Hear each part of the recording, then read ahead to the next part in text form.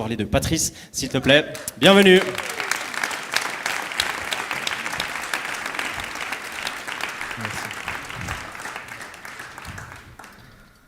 Merci beaucoup. Oula. Merci. Bonsoir à tous. Bonsoir tout seul, merci. Et je suis heureux d'être avec vous ce soir. Vraiment pour moi de revenir ici. Je suis venu déjà 2 fois. Une fois en 2015, j'étais avec mon compagnon d'œuvre, avec celui avec qui je fais du ministère à Bordeaux. J'étais avec Dan Luyten, il est revenu il y a pas longtemps. Et là ce soir, je suis encore là et je suis encore béni. On me fait un cadeau. À chaque fois que je viens, j'ai un cadeau. La dernière fois, j'avais Dan Luyten avec moi. Et ce soir, j'ai eu Luc Dumont avec moi. C'est juste génial. Est-ce qu'on peut l'applaudir bien fort, s'il vous plaît?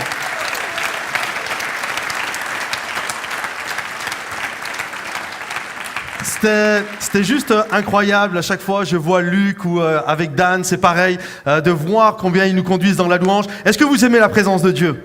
Moi, j'aime ça, j'aime la présence de Dieu. Et je crois vraiment que c'est dans la présence de Dieu que nos vies peuvent changer. Est-ce que vous le croyez, ça? Et j'aimerais qu'on débute ces instants en applaudissant très fort le Roi des Rois. Est-ce qu'on peut l'applaudir? Très fort. Vous savez, des moments, on va voir un match de foot, des moments, on va voir un spectacle et on est obligé d'attendre la fin du spectacle parce qu'on n'est pas sûr qu'ils vont être capables de livrer la marchandise. Ce qu'il y a de bien avec Dieu, c'est que dès le début, on peut l'applaudir parce qu'on sait qu'il va agir. Est-ce que vous le croyez, ça? Alors on l'applaudit encore une dernière fois, ensemble.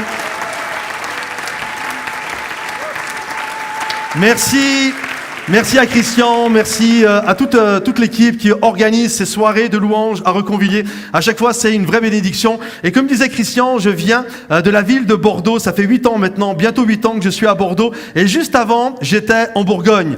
J'ai un appel à faire la route des grands crus de vin, hein. La Bourgogne, Bordeaux. Est-ce que vous connaissez Bordeaux? Il y en a qui connaissent Bordeaux? Non, en fait, vous connaissez pas Bordeaux, vous connaissez le vin de Bordeaux, c'est pas pareil.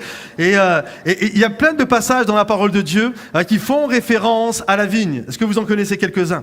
Un des plus connus, c'est Jésus qui dit « Je suis le cep et vous êtes les sarments », vous connaissez. Ça veut dire, en d'autres termes, pour ceux qui ne connaissent pas la parole, qui ne connaissent pas le langage de la vigne, ça veut dire que Jésus est le tronc et que chacun d'entre nous, peu importe la différence d'âge, de génération, couleur de peau, niveau social, etc., mais chacun d'entre nous, nous sommes des branches collées au tronc. Nous sommes alimentés par la sève nourricière de l'Esprit de Dieu et chacun ici, on est une branche collée au tronc, collée à Jésus. Alors uniquement pour ce soir, après vous n'aurez plus jamais le droit de faire ça. Regarde ton voisin et dis-lui « Salut vieille branche !» Vas-y, dis « Salut vieille branche !»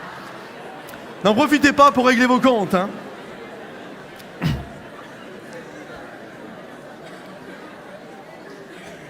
Juste ça, hein. Il y en a, ça fait 30 secondes que vous êtes en train de leur dire des trucs, là. C'est ça qui est beau avec Dieu. On est tous issus du même Père Céleste. Et à côté de toi, tu peux avoir quelqu'un qui a 60 ans de plus ou de moins, qui n'a pas la même couleur de peau que toi, mais nous sommes tous issus du même Père Céleste. On est des frères et sœurs en Jésus. Alors ça, c'est quelque chose d'incroyable, hein.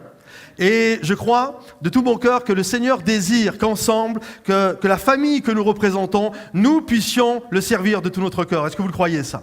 J'aimerais débuter en vous posant une question. J'aimerais faire un sondage, là, comme ça, à main levée. J'aimerais poser une question très simple. Ici, combien sont des leaders? Levez la main, ceux qui sont des leaders. Levez la main. Quelques-uns? Ok, ça doit représenter peut-être 10%. Tout mouillé de chaud. Ok. 10% lève la main et j'espère, en tout cas, je vais travailler fort pour ça, mais j'espère que d'ici la fin de cette soirée, tous vont lever la main. Est-ce que vous le croyez? Vous pouvez applaudir pour encourager ceux qui sont à fond. Applaudissez-les, s'il vous plaît. Je crois vraiment, et j'espère que vous êtes avec moi ou que je vais vous gagner durant le message, nous sommes tous appelés à être des leaders dans ce lieu. Nous sommes tous appelés à faire une différence pour le royaume de Dieu. Et j'aimerais ce soir vous apporter un message que j'ai intitulé « Un appel au leadership biblique ».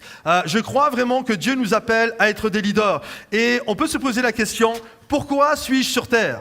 Pourquoi est-ce que j'ai été créé?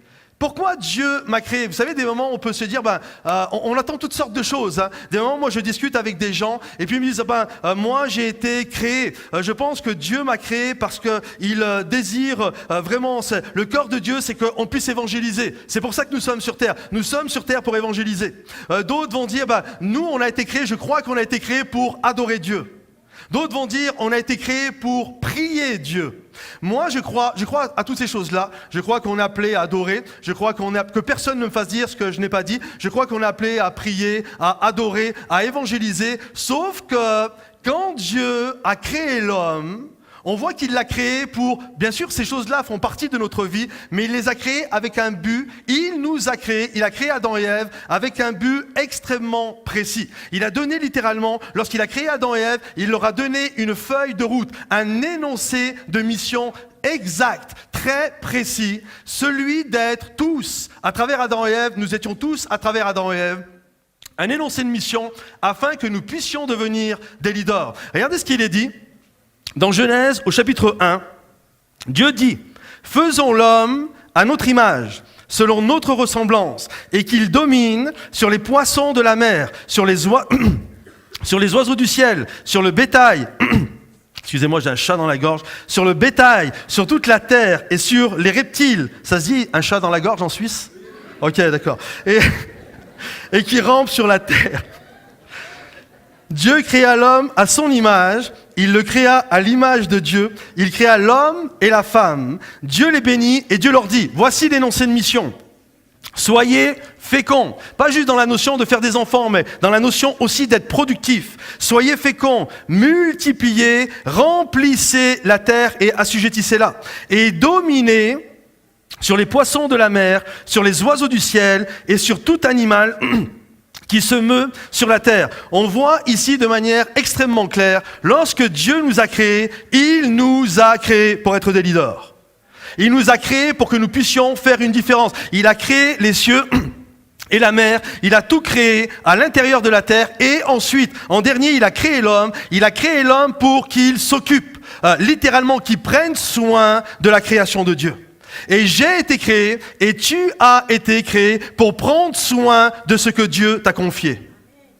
Et on doit comprendre ceci, parce que certains vous dites, ah mais moi je crois pas, c'est bien ce que tu dis, tout ça, mais moi je suis assez introverti, puis je crois pas que, vraiment j'ai du mal à croire que Dieu me voit comme un leader. J'ai du mal à croire que Dieu attend ça de moi. Moi je crois de tout mon cœur que Dieu ne peut pas exiger de nous quelque chose s'il ne met pas en nous la capacité d'accomplir ces choses-là. Donc si Dieu te dit, tu es appelé à développer le don qu'il t'a donné, tu es appelé à développer ton appel et ton ministère, c'est que Dieu t'a donné la capacité de faire ça. Comprenez-vous? Ça, c'est comme les petits poissons.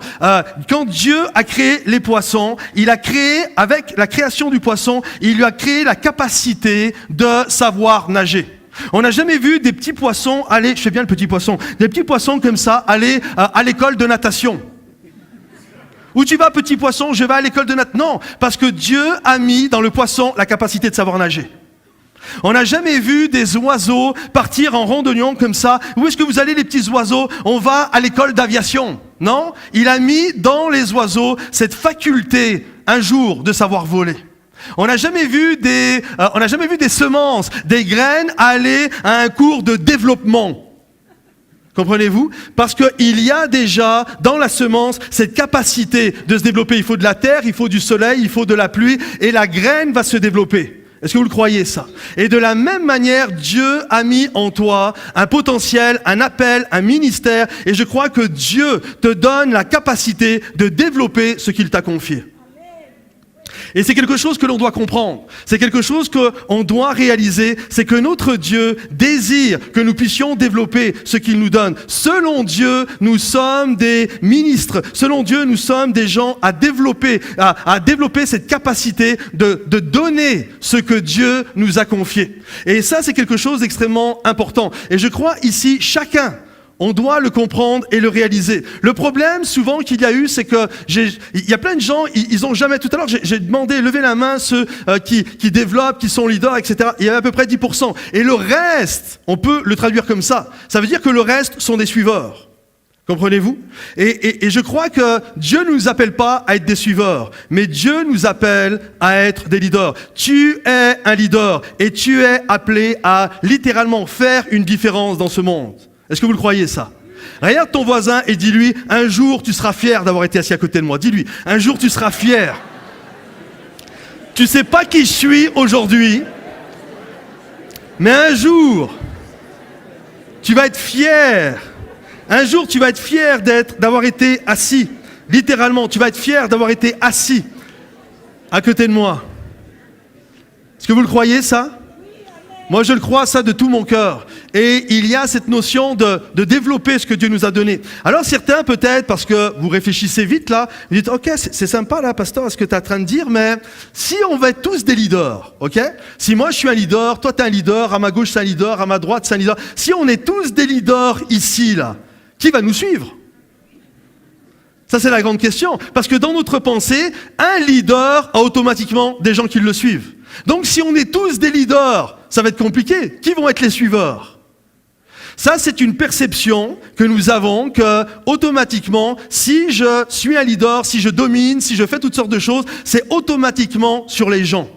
Regardez Jésus. Jésus, c'est le leader suprême. C'est l'exemple par excellence. Est-ce qu'on a déjà vu Jésus dominer des gens? Les serrer d'une main de fer, les tenir en bride comme ça. Est-ce qu'on voit Jésus faire ça? Absolument pas. Pourtant, Jésus, c'est l'exemple des leaders. Comprenez-vous? Qu'est-ce que Jésus dominait? Aidez-moi, qu'est-ce que Jésus dominait? Dites-moi. Quelles sont les choses? La maladie, d'autres choses? Les démons, la mort, la mer, les éléments naturels. On voit que Jésus dominait ces choses-là. On voit que Jésus parlait aux démons et puis les démons sortaient des corps. Ils avaient peur de Jésus. On voit Jésus qui domine les animaux. Lorsqu'il y a la pêche miraculeuse, on comprend que Jésus a ordonné aux petits poissons d'aller dans le filet.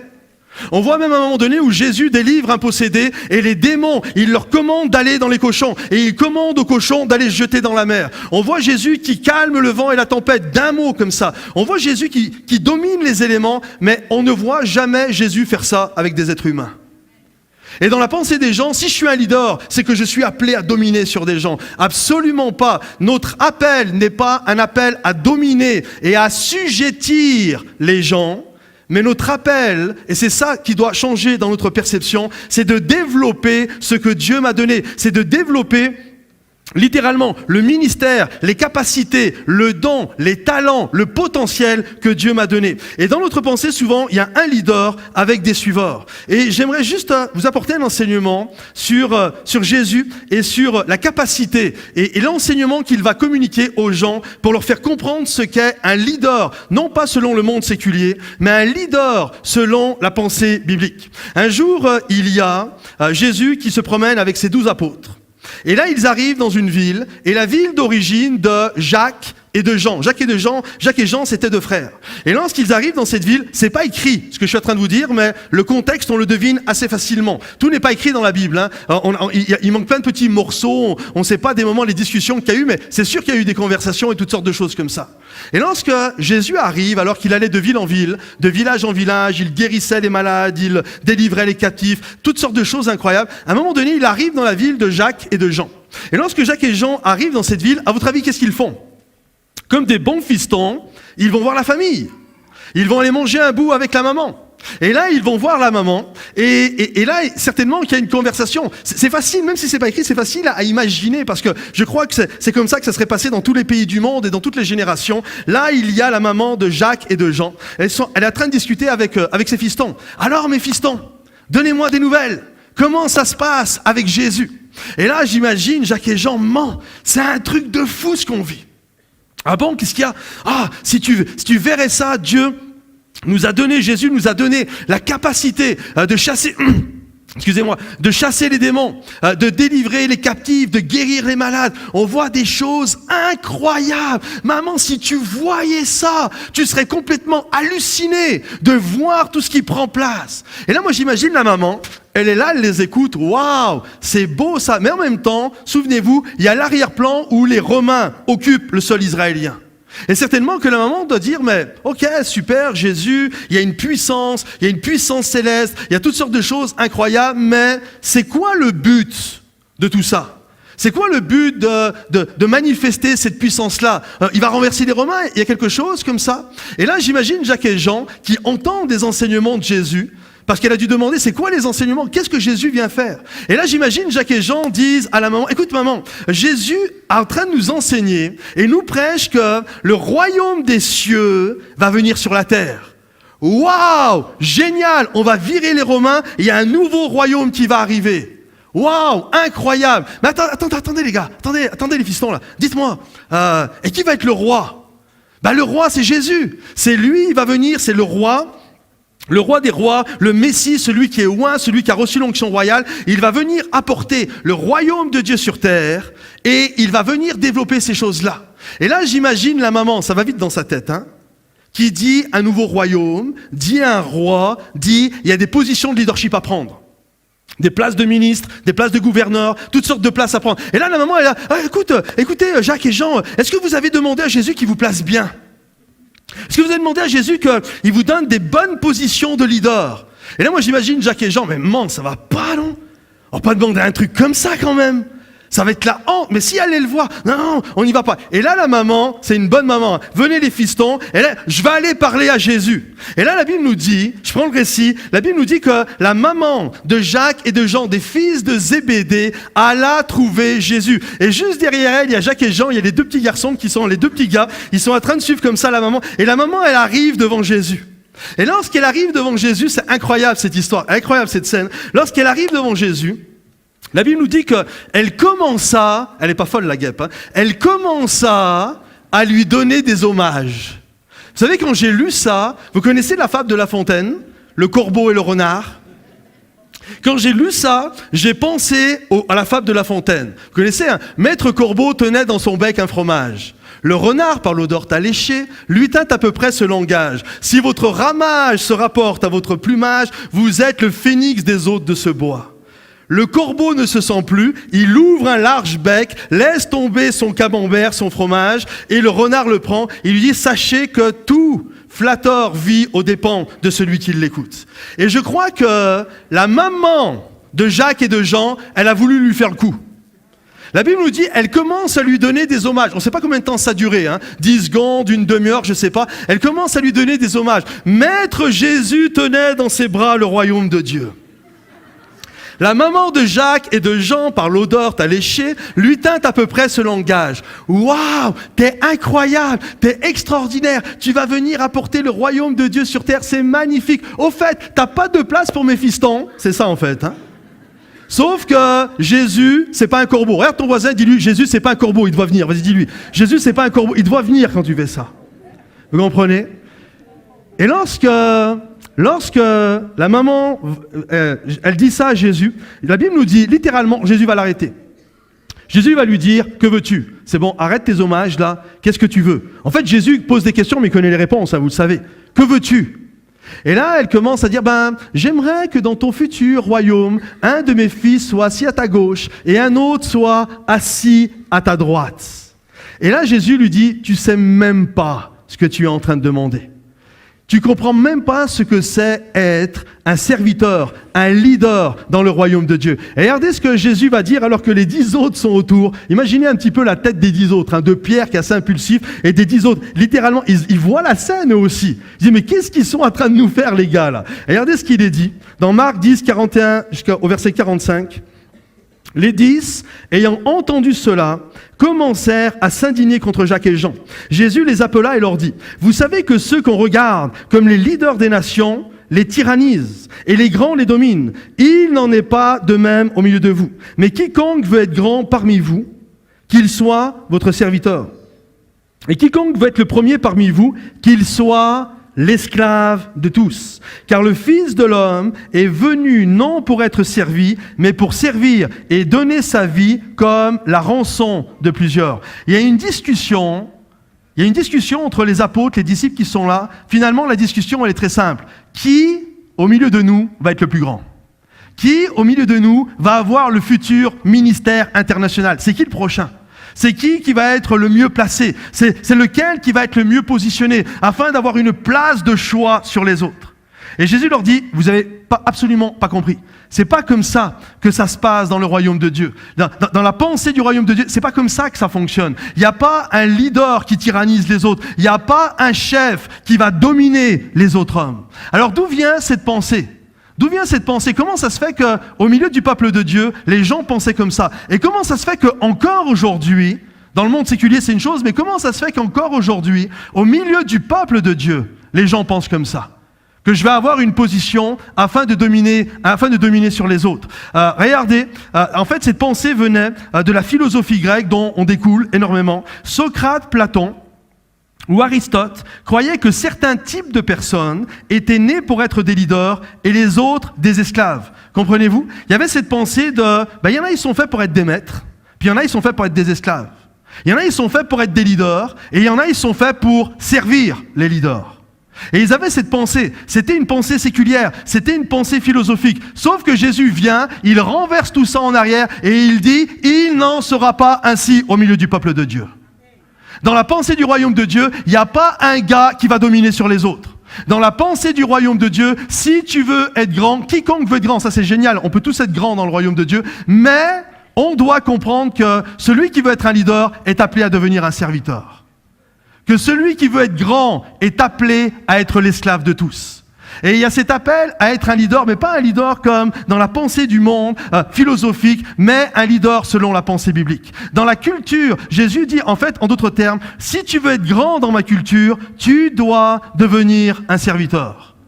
Dans la pensée, bien souvent, les gens, on mesure la capacité, la grandeur d'un leader au nombre de personnes qui le servent. Mais dans la pensée du royaume de Dieu, on mesure l'impact, on mesure la grandeur d'un leader au nombre de personnes que lui, il sert. Comprenez-vous? Et on est appelé à être ces leaders-là. Est-ce que vous le croyez? On est tous appelés à être des serviteurs. On est tous appelés à développer ce que Dieu nous a confié. On est tous appelés à communiquer ce que Dieu veut. Et on a tous reçu ici quelque chose de la part de Dieu.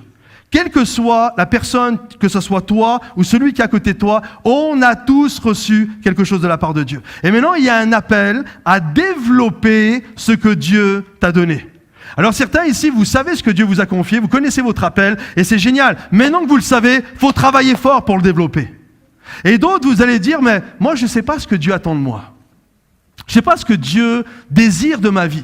J'aimerais te dire, contente-toi pas de ça. Contente-toi pas de dire, finalement, je ne sais pas vraiment ce que Dieu veut, et puis les gens me disent ceci, cela. Mets ta face par terre, allonge-toi, pleure, jeûne, prie, fais quelque chose. Prie fort, lâche pas Dieu tant que Dieu te révèle pas pourquoi tu es né. Vous savez pourquoi? Parce que quand tu découvres pourquoi tu existes, c'est là où ta vie prend tout un sens. Parce que tant que tu ne sais pas pourquoi tu existes, tant que tu n'es pas convaincu de ce que Dieu veut faire dans ta vie, tu finiras toujours par faire ce que les autres veulent de toi. Moi, je me souviens un jour, je suis tellement béni d'être là avec Luc ce soir, mais à un moment donné, je me suis retrouvé dans cette situation-là. Où littéralement je ne savais pas et des gens voulaient m'envoyer à un endroit et puis je sentais que Dieu voulait que j'aille à Bordeaux et j'étais dans la confusion la plus totale. Je savais que mon appel était d'être à Bordeaux, mais c'était comme j'étais un peu décontenancé dans la confusion parce que les gens, j'avais une pression pour aller dans un autre endroit. Et je me souviens un soir, alors que j'en pouvais plus, j'avais vraiment besoin que Dieu me parle, et je me suis retrouvé dans une soirée comme ici, là. Puis c'était Luc qui faisait la louange, témoignage, etc. Et à la fin de la réunion, il vient me voir, et puis on discute ensemble, et je lui partage mon fardeau. Et je me souviens toujours ce qu'il m'a dit. Il m'a dit, tu sais, si tu n'accomplis pas ce que Dieu a mis dans ton corps, si tu n'accomplis pas le rêve de Dieu pour ta vie, tu finiras par accomplir le rêve des autres. Et j'aimerais vous dire ce soir, c'est bien d'aider les autres, c'est pas ça, c'est bien de pouvoir bénir les autres, mais il y a un appel avant toute chose je dois développer ce que Dieu me demande à moi. Parce que si tu ne le fais pas, tu finiras juste par... C'est bien d'aider les gens, qu'on s'entende bien, mais c'est encore mieux de les aider à travers ton don.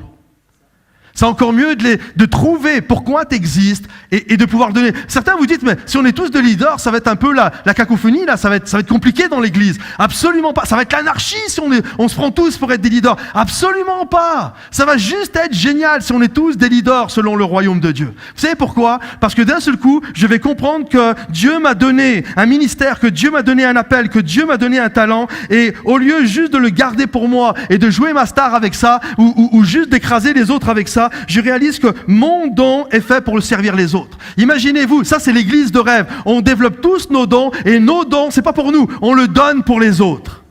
Vous imaginez un peu la bénédiction que ça va être dans les églises si d'un seul coup, on développe tous nos dons, mais dans la pensée de « je développe ce que Dieu m'a donné afin d'être une source de bénédiction pour les autres ». Et ça, c'est notre appel. Notre appel est de développer l'appel, le ministère de ce que Dieu nous a donné et d'être une source de bénédiction pour chacun, pour tous ceux qui sont autour de nous. On a tous reçu une semence dans notre cœur. Et on doit comprendre qu'on l'a tous. Mais tant que tu la développes pas, tant que tu développes pas ton appel, alors ton appel, c'est quelque chose qui n'a pas d'impact. C'est quelque chose qui n'a pas de saveur. Comprenez cette réalité. Les gens, si tu peux mettre la diapo, les gens ne mangent pas les graines, mais ils mangent les fruits. T'as beau avoir le plus beau des potentiels, t'as beau avoir la plus belle des semences, t'as beau avoir le futur ministère international de ceci ou de cela, tant que ça reste une semence en toi, tant que ça reste un grain, une graine en toi, ça ne fait aucune différence. Parce que les gens ne mangent pas les semences, les gens mangent les fruits. Comprenez-vous? Et quand je développe ce fruit, je dois comprendre que ce fruit n'est pas pour moi, ce fruit est pour les autres. Comprenez-vous? Si je suis un pommier et que j'ai des pommes, on n'a jamais vu un pommier avec ses petites branches comme ça et essayer à un moment donné, alors que le fruit est beau et magnifique, on n'a jamais vu les branches des pommiers, puis le pommier est là avec ses petites pommes au bout des branches, et puis il est là, il essaye de s'amener ça à lui. Non! En fait, son fruit est pour les autres. Le fruit de ton appel, c'est pour les autres. Et si d'un seul coup on réalise tout ça au milieu de nous, on va être une église, on va être des églises remplies de leaders qui vont porter du fruit, et nous allons nourrir tous ceux qui sont autour de nous. On va devenir une source de bénédiction. Alors, est-ce que vous désirez être une source de bénédiction? C'est votre souhait? Que tous ceux qui le désirent, est-ce qu'on peut applaudir le roi des rois pour ce qu'il veut faire et accomplir dans notre vie? On doit comprendre ceci. C'est que c'est ton don qui t'ouvre la voie. C'est ce que Dieu t'a donné qui te permet de faire un impact et une différence dans ce monde. C'est ton don qui ouvre la voie. C'est ton don qui te permet d'être une source de bénédiction. En fait, Dieu a mis en toi un talent, et c'est ce talent qui va permettre, en le développant, en portant du fruit, d'être une source de bénédiction et d'avoir un réel impact. Regardez ce que la Bible dit dans Proverbes 18:16. Il est dit ceci: les dons d'un homme, c'est fort ça. Les dons d'un homme lui élargissent la voie et lui donnent accès auprès des grands. Les dons d'un homme lui élargissent la voie et lui donnent accès auprès des grands. C'est-à-dire, tu veux avoir de l'impact, tu dois comprendre que c'est ton don qui littéralement... Excusez-moi. C'est ton don qui littéralement... C'est pas un chat que j'ai, c'est un lion que j'ai... C'est ton don qui va élargir la voie et qui va te donner d'avoir de l'impact. Dans notre église, on vient d'avoir un couple qui est arrivé il y a 7-8 mois de ça en arrière, et vraiment c'est un couple, le gars il est juste incroyable, extraordinaire, il nous aide, il est rentré dans l'équipe, et sa femme, elle a juste un don magnifique. Elle est venue il y a pas longtemps ici, Hélène Bonhomme, les Fabuleuses. Vous l'avez vu, hein? Et Hélène, c'est juste incroyable. Je crois que là, dans l'année 2016, et ça s'annonce pareil pour 2017, c'est certainement la femme chrétienne qui a le plus d'impact dans le monde séculier tout court. C'est juste incroyable. Encore là, on a fait un visionnage il y a même pas 3 semaines en arrière. Littéralement, elle passe sur les chaînes nationales en France, vue par des millions de personnes. Elle est invitée de partout, Hélène Bonhomme. Elle est venue ici. Comment ça se fait que vous connaissez Hélène ? Comment ça se fait qu'elle se retrouve sur les plateaux télé? Comment ça se fait qu'à chaque fois qu'elle sort un livre, ça est en train de devenir un best-seller? Comment ça se fait que Hélène a un impact comme ça? Vous savez pourquoi Hélène a de l'impact comme ça? C'est parce qu'Hélène a trouvé son don. Tu veux vraiment que je boive? Merci, c'est gentil. Waouh, c'est de l'eau pétillante, salée. Ça va m'assécher la bouche, ça. Et comment ça se fait que Hélène, comment ça se fait que Hélène se retrouve invitée de partout, comme ça? Hélène n'est pas connue, comprenez ceci. Hélène n'est pas connue parce que c'est une maman elle est connue pour avoir tenu, elle a des jumeaux, pour avoir tenu ses 2 enfants en bride. Attention, à la maison, il n'y a pas un gamin qui pipe un mot. Ils ont tous peur, elle les tient comme ça, son mari file droit. Non! Hélène n'est pas invitée parce qu'elle domine ses enfants. Elle n'est pas invitée parce qu'elle domine son mari, qu'elle a compris le truc. Absolument pas. Vous savez pourquoi Hélène Bonhomme est invitée? Vous savez pourquoi vous l'avez invitée ici? Vous savez pourquoi elle est invitée sur les plateaux télé? Elle est invitée parce que Hélène a appris à développer son don, à dominer ce que Dieu lui a donné. Et elle est devenue une source de bénédiction pour tout le monde. Ce qui fait que tout le monde l'invite parce que tout le monde veut manger son fruit. Comprenez-vous? Il y a quelque temps de ça en arrière, Dan Luyten est venu. Pourquoi les gens invitent Dan Luyten? Pourquoi vous avez invité Dan Luyten? Pourquoi vous avez invité Luc Dumont? Pourquoi les gens invitent Dan à aller faire des séminaires de louanges et toutes ces choses-là? Est-ce qu'on invite Dan Luyten dans les églises parce que Dan Luyten est connu pour vraiment tenir d'une main ferme tout le département de l'église, le département musique de l'église Bordeaux-Rive-Droite, il les tient tellement d'une main de fer. Les musiciens, attention, ils filent tous au pas. Les gens ne savent même pas qu'il est responsable de la musique à l'église Bordeaux-Rive-Droite. Pourquoi les gens l'invitent? Les gens l'invitent parce que Dan maîtrise son don.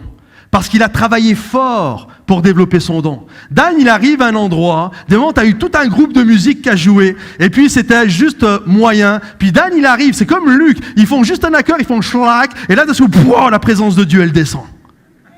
Vous comprenez? Pourquoi on l'invite? Pourquoi on a invité Luc?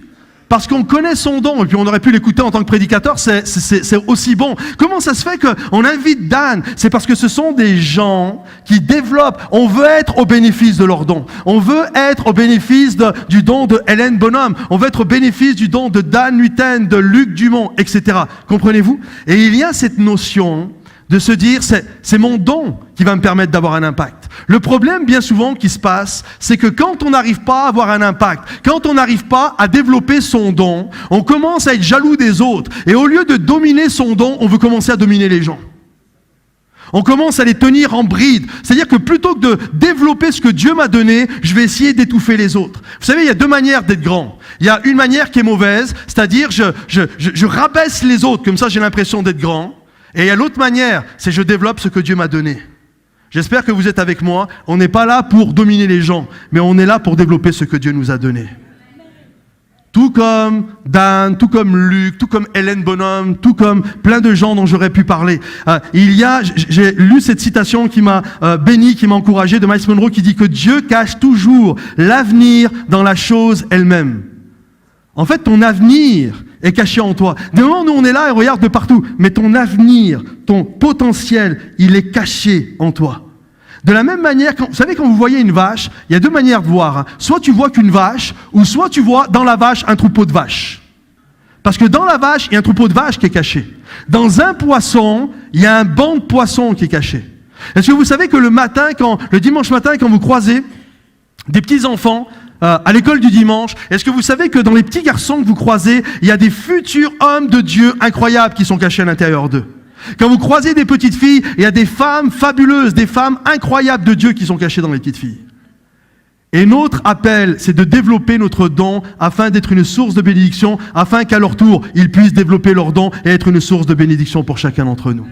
C'est notre appel. Ton appel, c'est d'être le leader de ce que Dieu t'a confié. C'est d'être le gérant, littéralement, des dons, des capacités, des talents que Dieu t'a donnés pour développer et pour avoir un impact. Ton leadership est comme une semence. Cultive-la pour qu'elle devienne un arbre qui donne du fruit.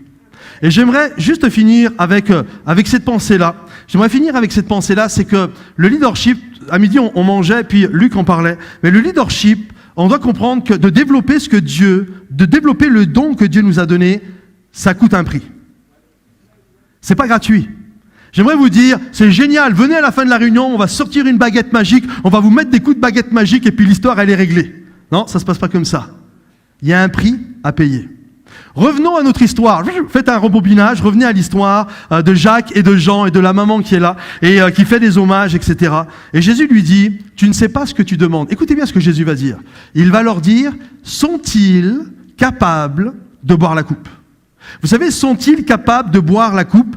C'est ce qu'on appelle un idiome, c'est-à-dire c'est une expression qui est liée à une langue. Et si tu ne connais pas la culture du pays, tu ne sais pas ce que ça veut dire. Même si tu comprends la phrase, boire une coupe, je vois, boire une coupe, mais si tu connais pas le pays, tu ne sais pas vraiment ce que ça veut dire. Je vous donne un exemple.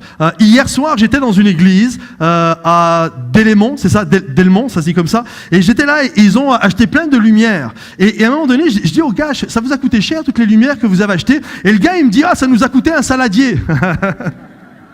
Moi, français que je suis, un saladier, ça veut rien dire pour moi. C'est l'inverse même de ce qu'il est en train de me dire. Moi, un saladier, ça vaut 3 €. Comprenez? Pour vous, ça veut dire que ça coûte très cher. Ça nous a coûté un saladier, ça veut dire que j'ai payé fort, j'ai payé très cher. Pour moi, je comprends l'inverse. Pourtant, je sais ce qu'est un saladier. Comprenez-vous? Et il y a des expressions, si tu n'es pas du pays, tu ne peux pas comprendre. Il y a une expression en France que je trouve assez ridicule, que j'utilise jamais, mais c'est « t'es beau comme un camion tout neuf ». Quand tu n'es pas de France, tu sais si quelqu'un vient te voir, t'es beau comme un camion tout neuf, tu te dis, il est en train de m'insulter, qu'est-ce qu'il est en train de me dire? Il y a des Québécois qui sont ici, tire-toi une bûche, ça veut dire, prends un tabouret et viens t'asseoir. Si tu n'es pas du pays, tu ne peux pas la comprendre. Tire-toi une bûche, Luc. Vous comprenez? Tu ne peux pas la comprendre. Et il y a cette réalité, et il y a ça que l'on doit comprendre, c'est que quand Jésus dit « Sont-ils capables de boire la coupe ?» c'est une expression. Et vous savez ce que cette expression veut dire? Ça veut dire littéralement, si je devais donner le sens le plus exact de cette phrase-là, c'est une citation hébraïque qui veut dire « Sont-ils capables de faire les sacrifices nécessaires pour être positionnés et développer leur leadership ?» Sont-ils capables de payer le prix? Je me souviens, c'était en 2015, 2014, je suis venu ici, je crois que c'est le premier endroit où je suis venu quand mon premier livre, Le meilleur est devant vous, est sorti. Je suis venu là, et dans l'année 2015, je dis pas ça absolument, je dis vraiment pas ça pour me vanter, mais pour vous faire comprendre une vérité spirituelle. En 2015, le livre Le meilleur est devant vous est devenu la plus grosse vente des librairies de la CLC en France. Pour ceux qui connaissent ou qui connaissent pas, les librairies de la CLC, c'est les plus grosses librairies en France. Ils ont une trentaine de magasins. C'est eux qui donnent le baromètre. Et le livre que j'ai écrit, c'est devenu le numéro 1 des ventes et pendant plus d'une année. Et ça dépassait même des ministères américains, des gros ministères, des livres écrits en français, peu importe s'ils étaient américains, français, chinois, peu importe, c'est devenu le livre le plus distribué. Et je me souviens, il y a quelqu'un qui est venu me voir, et puis qui me dit d'un ton assez méprisant, même s'il ne l'a pas reconnu, mais on n'est pas des idiots, on reconnaît quand même les attitudes des gens. Il me regarde, il me dit, ouais, tu sais, ouais, j'ai vu ton livre, là, il marche fort, hein. Il dit, ouais, mais, et comme ça, il me fait, pour toi, c'est facile, hein. Alors je le regarde, je fais, pourquoi tu dis que pour moi c'est facile? Il me dit, ouais, pour toi c'est facile parce que tu écris des pensées du jour sur le Top Chrétien. Tu en écris en ce moment 2, 3 par semaine, c'est lu par, une pensée du jour, c'est lu 30, 40 000 fois, et tu es lu plus de 100 000 fois par semaine. Pour toi c'est super facile. Et là, voyez-vous, quand une personne parle comme ça, c'est qu'elle n'a pas d'intelligence spirituelle. Et là, je la regarde, j'écoute, écoute, je vais t'expliquer quelque chose. Tu sais, pour avoir à dire des choses et à écrire un livre, il a fallu que je fasse des choses pour avoir des pensées à raconter. Et j'explique mon histoire. Je fais ça en 99, alors que je suis un jeune marié, j'ai une petite fille, on a tout laissé avec ma femme, j'ai un job, j'ai tout, on laisse tout avec mon épouse et on part au Canada pendant 3 ans. Parce que si un jour je veux avoir des choses à dire, il faut que j'aille apprendre des choses. Et je laisse mon job où je gagnais bien ma vie, je laisse ma famille, je laisse ma patrie, je laisse tout ce que j'ai avec mon épouse et on part vivre dans la précarité au Canada. Sans argent, pas le droit de travailler, juste un visa d'étudiant. Quand j'arrive là-bas, tous les mois, on ne sait pas comment on va faire pour s'en sortir. Par la grâce de Dieu, il y a des dons qui viennent et puis on peut aller à la banque alimentaire et là on se retrouve, on quitte tout puis on se retrouve à être là dans une super école mais financièrement c'est super difficile. Et on se retrouve à aller manger, à prendre la nourriture à la banque alimentaire. J'ai compris quand tu voyais la viande qui était un peu bleuze dans l'assiette, j'ai compris ce que ça veut dire prier pour que Dieu sanctifie les aliments. Vous comprenez? Et là je suis là et on a vécu comme ça dans la précarité, vraiment, c'était vraiment de la précarité. Pendant plus de 3 ans, pas le droit de travailler, on vivait, c'était Dieu qui nous... Et puis on a manqué de rien, hein, mais on a vécu comme ça, c'était difficile, parce qu'on voulait apprendre, on voulait payer le prix, on voulait vivre des choses, on voulait vivre des expériences, on voulait être au contact d'hommes et de femmes de Dieu qui allaient nous inspirer pour ensuite développer notre ministère. Et pendant plus de 3 ans, on fait ça. avec mon épouse. Et lorsque les 3 ans se terminent, moi, je connais personne. J'ai pas de réseau. Je suis rien. Personne me connaît. Et là, il y a le pasteur Éric Sellerier. Il est venu il y a pas longtemps, lui aussi, hein. Il y a le pasteur Éric Sellerier. Un jour, je rentre entre ma 2e et ma 3e année. Et puis, je vais à ça. Il y avait un invité spécial. Et puis, à la fin de la réunion, il me dit, t'es au Canada en ce moment et tout. On se connaissait. Il me connaissait comme ça de vue. Je dis, ouais, je suis au Canada. Et il me dit, tu prêches? Et en fait, moi, j'avais juste apporté une petite pensée envers 5-6 étudiants autour d'une table. Mais lorsqu'il m'a dit, tu prêches, je lui ai pas dit ça comme ça. J'ai dit, ouais, je prêche. Et là, il me dit, super. J'ai profité de l'occasion, hein. Il me dit, viens prêcher mardi prochain. Je vais dans son église. Je prêche et puis heureusement ma famille était pas loin, j'avais rameuté toutes les troupes, mes amis d'enfance, tout le monde était là et par la grâce de Dieu on a vécu vraiment une bonne réunion. Ça a été juste incroyable et là il me dit tu veux pas prêcher tous les mardis soirs à notre église, on te donne les mardis soirs tout l'été puis ok super et c'est comme ça que les choses se sont mises en place et je retourne au Canada pour faire ma 3e année. Et là, au bout de 2 mois, alors qu'on prie avec mon épouse, Seigneur, conduis-nous, vraiment on développe, ouvre des portes, on connaît personne et puis là on voit Éric Sellerier qui vient et qui arrive. Et puis, il devait voir le pasteur Claude Oud et tout, puis il demande qu'on aille manger ensemble. Puis là, on se retrouve autour d'un repas. Et puis, il me dit, écoute, avec l'église, on t'a vraiment apprécié et on aimerait bien que tu deviennes notre pasteur de jeunesse. Et il dit, on a juste un seul problème. J'ai ah bon, lequel? Il me dit, on pourra pas te payer. Mais on aimerait là que tu sois quand même là à temps plein, hein. Alors, moi, j'étais là, et puis, en même temps, j'ai pas d'autres opportunités, j'ai pas d'autres portes qui s'ouvrent. Alors, je réfléchis, je dis, écoute, je vais prier, et puis au bout de 2 secondes, je regarde, bon, finalement, j'accepte, hein. J'avais pas d'autre choix, il y avait que ça. Et là, on rentre, et pendant 2 ans encore, on travaille dans une église, et on n'est pas payé. Pire que ça, non seulement je suis pas payé, mais c'est moi qui paye pour faire le ministère. Parce qu'il y a des frais liés au ministère, de mettre de l'essence, de tout ce qu'il peut y avoir. Ça me coûtait 250, 300 € par mois de faire le ministère. Et là, pendant 2 ans, je développe ce que Dieu m'a donné, je compte sur la grâce de Dieu. Puis on a manqué de rien, faut pas me plaindre quand je dis ça. On a manqué de rien, Dieu a pourvu, mais c'était des pas de foi incroyables. Et là, on commence, on travaille, on prend un petit groupe de jeunesse, 7 personnes, 6 mois après, on est 120. Waouh, c'est juste génial. Et là, Eric vient me voir, le top chrétien, vient de perdre les droits de la pensée du jour, vient de perdre les droits de Bob Gass. Et là, il me dit, Eric, il me dit, écoute, est-ce que tu veux écrire? Écrire des pensées, ce que tu prêches, etc. Ça te dit de pouvoir les écrire. Et moi, quand il me dit ça, je suis là, et moi, il faut juste comprendre que je ne sais pas écrire. À ce moment-là, je suis nul. Je ne sais vraiment pas écrire. J'arrivais du Canada, et quand je rendais mes copies, mes profs, c'est pas une blague, j'aurais pu vous mettre ça en photo, ils arrêtaient de compter mes fautes au bout de 4 pages. 80 fautes en 4 pages. Ils disaient, c'est bien ce que tu écris, mais finalement, on va arrêter de compter les fautes, hein. Moi, je croyais qu'un COD, c'était un virus qui voulait attaquer ma phrase. Ça vous dit ça? Vraiment. Je connais rien. Et là, quand il me dit ça, écoute, ok. Et là, quasiment, pendant 10 ans, de 2004 à 2014, pas des blagues, j'apprends à écrire. Je passe mes journées de repos. Au lieu de sortir, d'aller me balader, de m'amuser, j'apprends à écrire. J'apprends, on me corrige, etc., etc. Et je développe tout ça, j'apprends à écrire, et puis je fais des pensées du jour. Et je fais ça pendant plus de 10 ans. Et pendant plus de 10 ans, j'écris de manière gratuite. 10 ans plus tard, quand je décide de sortir un livre, le meilleur est devant vous, et qu'il sort, et que le livre fait un carton, et que ce gars vienne me voir, il connaît rien de ma vie, ce gars-là, et il me dit, oh, c'est facile pour toi.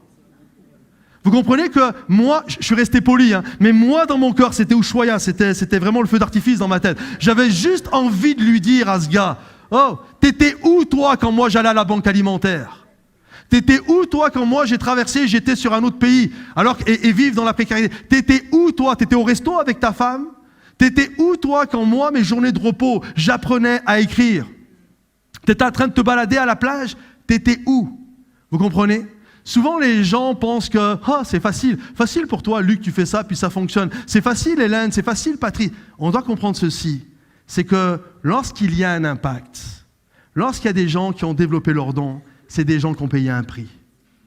Il y a des gens qui ont payé un prix.